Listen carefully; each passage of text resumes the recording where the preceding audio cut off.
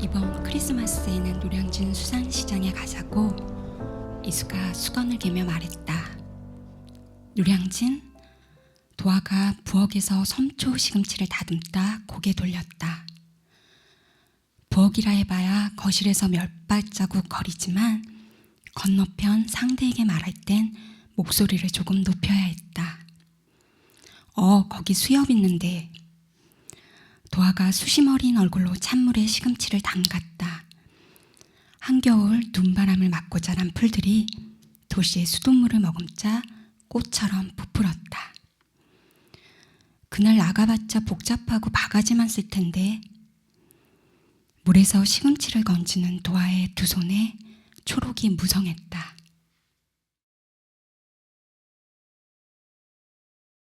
이수는 거실 바닥에 앉아 개그 프로그램을 보며 낄낄댔다. TV에서 눈을 떼지 않은 채 수건을 더디겠다. 도화식대로 가로로 3번, 세로로 1번. 각 잡은 수건을 층층 쌓을 때마다 우리 집에선 늘 둥글게 말았는데 라는 생각이 절로 났지만 아무래도 여긴 도화집이었다. 이수 돈이 조금 들었다 해도 그건 사실이었다. 네 쉬지. 이수가 가랑이 사이로 이불을 말아 넣으며 도화 눈치를 봤다. 다녀올게. 도화가 이불 밖으로 뻗어나온 이수 맨발을 물끄러미 바라봤다. 전에는 집을 나설 때 이수 발등에 자주 입 맞춰줬었다. 한 손 가득 발을 감싼 뒤 털난 발가락을 쓰다듬다 이불 안으로 도로 넣어주곤 했다. 도화는 그 발, 자신과 많은 곳을 함께 간 연인의 발을 응시했다. 그러곤 결국 아무것도 안 하고 돌아섰다. 현관 앞에 가지런히 놓인 검정색 소가죽 단화에 발을 넣으며 코트 주머니에서 황사 마스크를 꺼내 썼다. 그러곤 여느 직장인과 마찬가지로 졸음과 추위에 맞서며 매연에 잠긴 도시 속으로 걸어나갔다. 바깥 공기가 폐에 닿자 몸에 피가 도는 속도가 빨라졌다. 몸 상태가 바뀌는 게 아니라 다른 몸으로 갈아타는 느낌이었다. 도화가 6호선 지하철역 계단을 내려가며 스마트폰으로 열차 시간을 확인했다. 그러곤 속으로 오늘 밤엔 꼭 헤어지자 얘기해야지 다짐했다. 그런 지 2달째였다.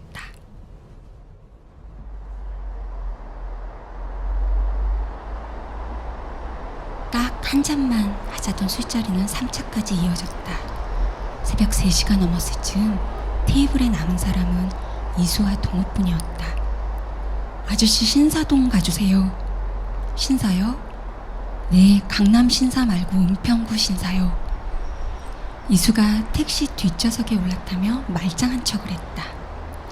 딴에는 교통비를 아끼려 지하철 첫차 시간까지 버틴 건데 그 사이 술을 너무 많이 마셔 몸을 가눌 수 없었다. 어느 길로 가드릴까요? 강변북로 타주세요. 이수가 개슴츠레한 눈을 끔적이며 창문에 이마를 기댔다. 어디야? 연락 줘. 도화가 이수에게 문자 메시지를 보냈다. 그러곤 늘 이런 식이야 생각했다. 도화가 이별을 준비할 때면 두 사람 사이에 꼭 무슨 일이 생겼다. 이수가 새 직장에 면접을 앞두고 있거나 도화가 승진을 하거나 이수의 생일이거나 누가 아픈 시기였다. 미래를 예측해 결론 내리기 좋아하는 도화는 벌써부터 오늘 하루가 빤히 읽혀 울적했다. 과음한 이수는 하루 종일 앓을 것이다. 술과 담배 냄새로 이불을 더럽히고 땀에 전 몸으로 오후 늦지막이 일어나 두통을 호소하겠지. 그러다 보면 우리는 오늘도 헤어지지 못할 것이다.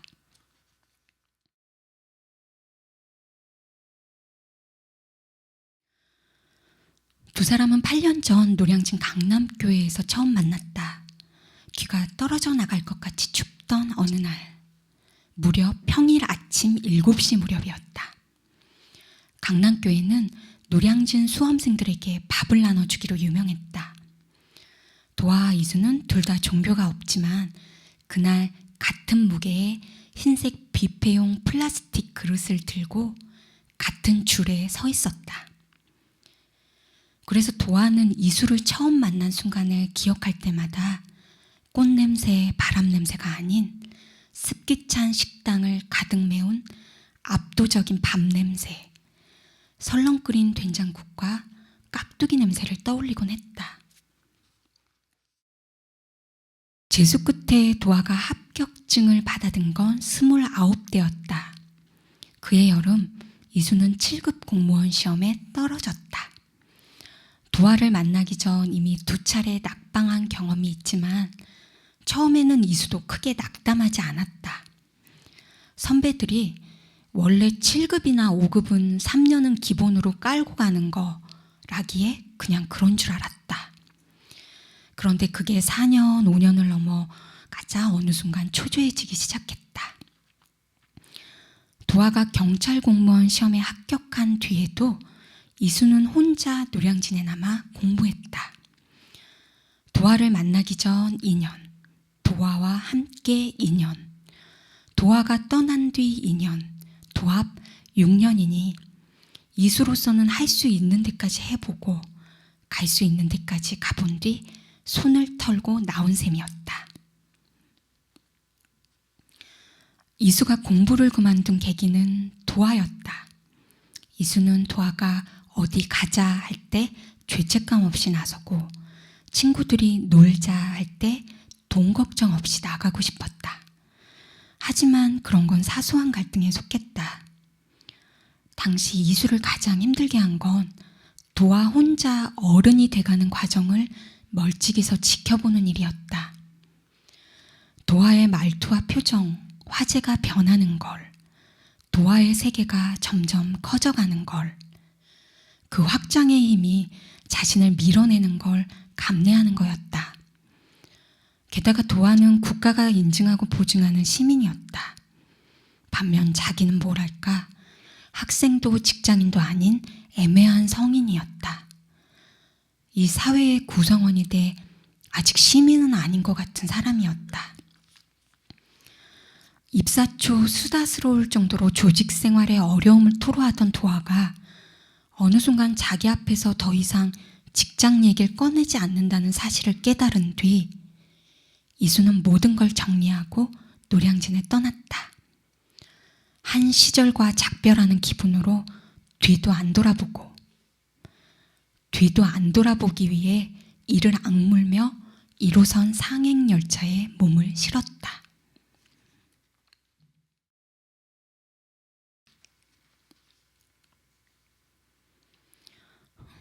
몇 시야? 이수가 미간을 찡그리며 물었다. 3시.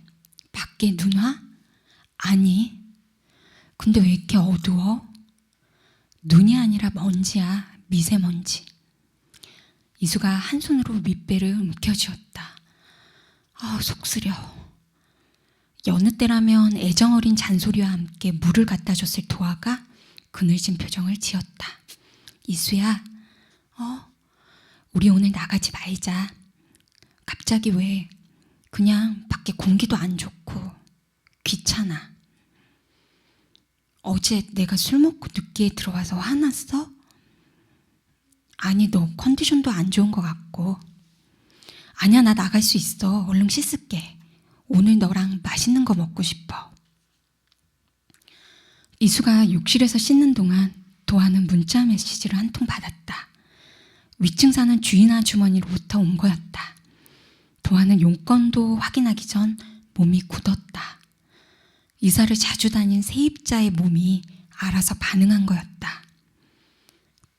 도아는 요 며칠 이수 모르게 혼자 살 집을 알아보고 다녔다. 이 집 계약 기간이 끝나면 이수에게 보증금의 일부인 500만 원도 돌려줄 생각이었다. 그런데 윗집에선 무슨 일로 보자는 걸까? 심란한 얼굴로 이런저런 가능성을 재며 계단을 올랐다. 그런데 주인 아주머니가 전혀 예상 밖의 말을 꺼냈다.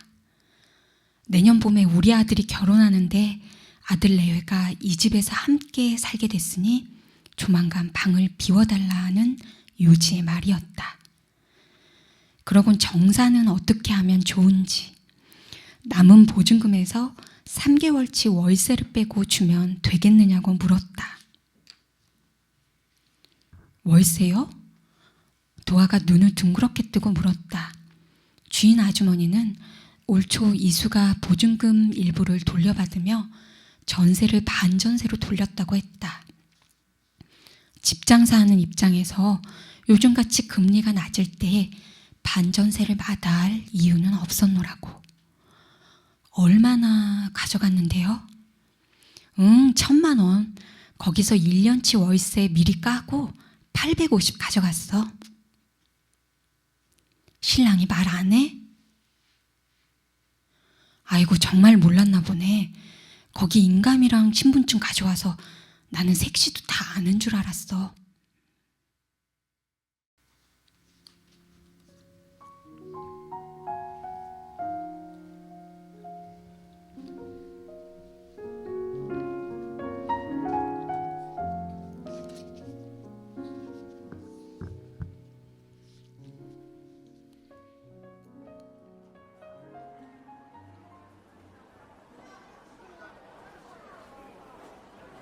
어디 보자. 3kg 좀 안 되니까 25만 원 주시면 되겠네. 이수가 잠시 멈칫했다. 키로당 9만 원이라 할 땐 실감 못했는데 한 접시에 25만 원이란 얘기를 들으니 머리가 띵했다. 내 산낙지 2마리 같이 넣어드릴게. 도아는 어차피 안 살 거면서 이수가 왜 주저하는지 알 수 없었다. 그런데 그때 이수가 깜짝 놀랄 말을 했다. 주세요, 그거. 도아가 이수 팔을 잡아당기며 조그맣게 속삭였다. 미쳤어? 그걸로 할게요. 사내가 거래를 서둘렀다. 되게 가져가시게? 아니에요. 근처에서 먹을 거예요. 도아는 모든 걸 포기한 듯 부르퉁한 얼굴로 어느새 한 걸음 물러서 있었다. 사내가 검은 봉지를 내밀자 이수가 낡은 오리털 점퍼 안주머니에서 흰 봉투를 꺼냈다. 공들여 10,000원짜리 지폐를 세는 이수의 손끝에 죄책감과 설렘이 동시에 어렸다.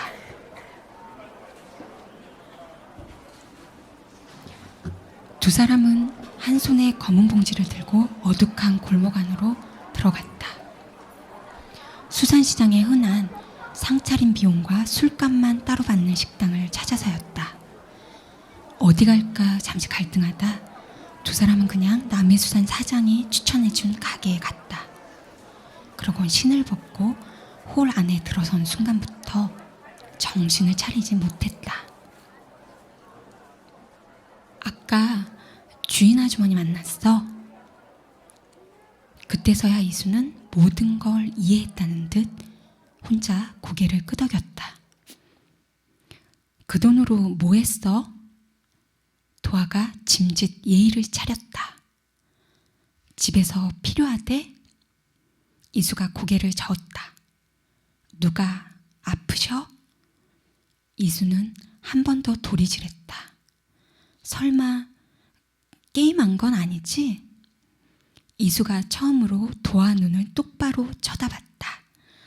깊은 눈망울 속에 수치심과 서운함이 엉겨 흔들렸다. 금방 돌려놓을게. 도아가 너그럽고 가혹한 투로 물었다. 올해 초의 일이잖아. 그러니까 빠른 시일 안에 꼭 메워놓을게.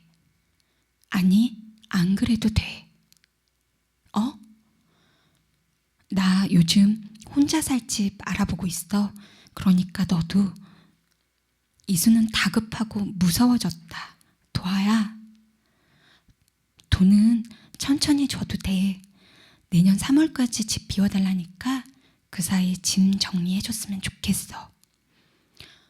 도아야, 미리 말 못한 거 미안해. 내가 다 설명.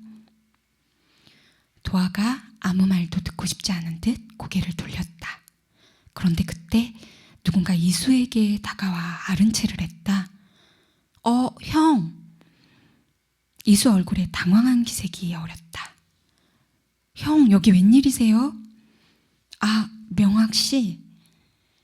도아는 방금 전 분위기도 그렇고 모르는 사람과 인사하고 싶지 않아 눈을 내리깔았다. 이번 주에 왜 안 나오셨어요? 올해 마지막 스터디라 다들 기다렸는데. 도아가 고개 들어 이수 얼굴을 봤다. 이수는 시선을 피했다. 명학이 그때서야 누구 하는 얼굴로 도아를 슬쩍 바라봤다. 명학의 서글서글한 눈에 선의와 호기심이 가득했다. 도아는 속으로 아직 덜 실패한 눈이라 중얼거렸다. 오래전 저 눈과 비슷한 눈을 가진 사람을 본 적 있다고. 자신도 가져본 적 있는 눈이라고 생각했다. 둘 사이의 미묘한 기운을 감지한 명학이 눈치 빠르게 자리를 정리했다. 회사는? 관뒀어. 매일 양복 입고 다시 노량진 간 거야? 1년 동안? 이수가 투명한 술잔 바닥을 응시했다. 왜 그랬어? 이수가 무언가 말할 듯 말 듯 입술을 떨었다. 왜 말 안 했어? 마지막이니까. 뭐? 아무에게도 말하지 않아야 내가 나 자신에게 마지막이라 말할 수 있을 것 같았으니까. 그런데 이번에는 왠지 느낌이 좋아. 잘 될 것 같아. 4년 전에도 마지막이라고 말했지만 이번에는 정말 마지막이야. 그러니까 도아야, 조금만 기다려줘. 정말 딱 한 번만. 내년 여름까지만 부탁할게. 도아가 침착한 얼굴로 이수를 바라봤다. 오래전 이수가 현관을 나설 때면 저 사람 저대로 사라져버리면 어쩌지? 길 가다 교통사고라도 당하면 어떡하지? 가슴이 저렸던 기억이 났다. 이수야,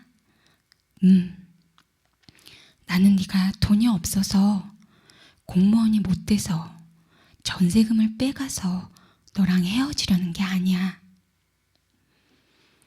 그냥 내 안에 있던 어떤 게 사라졌어. 그리고 그걸 되돌릴 수 있는 방법은 없는 것 같아.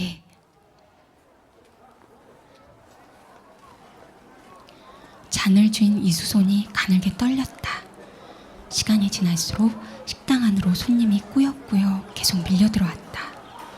식당 한쪽에선 군인 모자를 쓴 노인들이 불쾌해진 얼굴로 노래를 부르고 그 옆에선 수험생 무리가 요란하게 건배했다.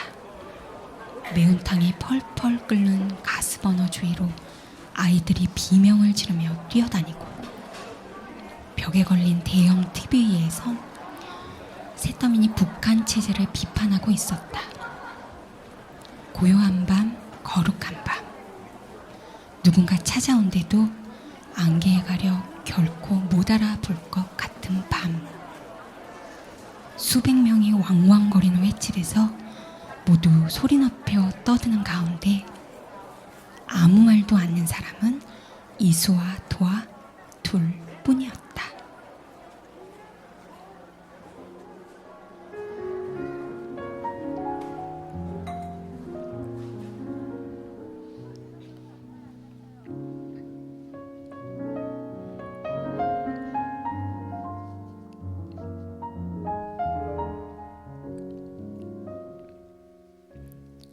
12월 26일 미세먼지 농도는 나쁨 수준으로 내려갔다. 도아는 교통안전과 종합교통정보센터로 출근해 옷을 갈아입은 뒤 밤새 누적된 교통정보를 분석하고 방송 대본을 준비했다.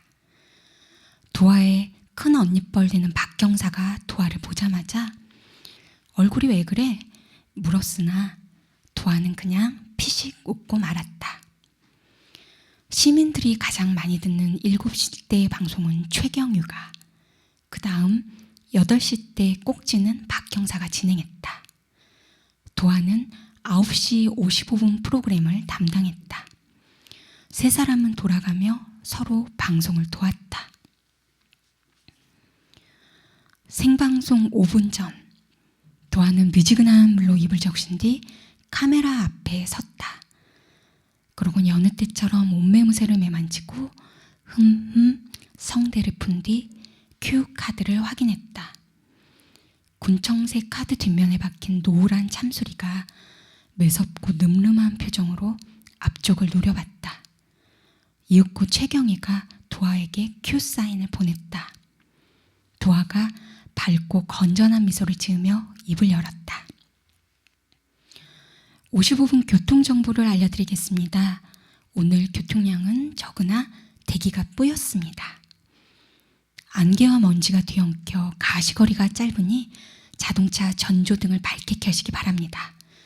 이어서 노량진 짧은 사이 도아는 잠시 말을 잇지 못했다. 대부분 알아채지 못한 실수였으나 방송 베테랑 최경유만은 심상치 않은 눈으로 도아를 주시했다. 도아는 노량진이라는 낱말을 발음한 순간 목을대에 묵직한 게 올라오는 걸 느꼈다. 단어 하나에 여러 기억이 섞여 뒤엉키는 걸 알았다. 서울시 동작구 노량진동 안에서 여러 번의 봄과 겨울을 난, 한 번도 제철을 만끽하지 못하고 시들어간 연인의 젊은 얼굴이 떠올랐다. 교회 식당에서 도아 씨가 좋아하는 것 같아 잔뜩 집어왔어요 라고 말하며 흰색 플라스틱 그릇 위에 가득 쌓인 동그랑땡을 자랑하던 모습과 옆면이 새까매진 한국사 교재, 백엔잎에 묻은 흰 머리카락, 눈가 주름, 살냄새, 그런 것이 밀려왔다. 한겨울 도아가 오들오들 떨며 현관문을 열면 따뜻한 두 손으로 언귀를 녹여주던 모습과 여름이면 도아 쪽으로 바람이 더 가도록 선풍기 각도를 조절해주던 이수의 옆얼굴도. 그때서야 도아는 어제 오후 주인 아주머니를 만난 뒤 자신이 느낀 게 배신감이 아니라 안도감이었다는 걸 깨달았다. 마치 오래전부터 이수 쪽에서 먼저 큰 잘못을 저질러 주길 바라왔던 것 마냥. 이수는 이제 어디로 갈까?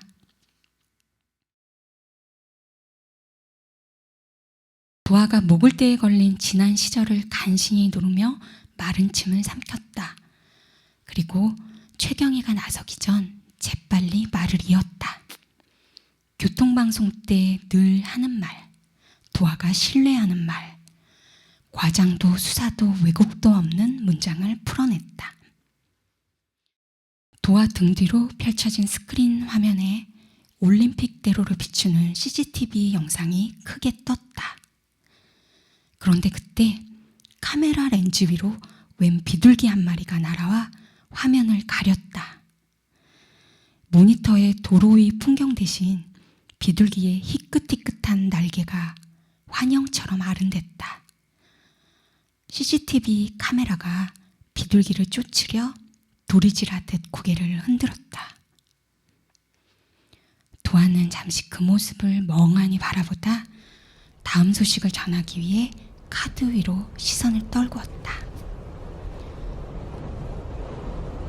더 이상 고요할 리도 거룩할 리도 없는 유구한 축제 뒷날, 영원한 평일 12월 26일이었다.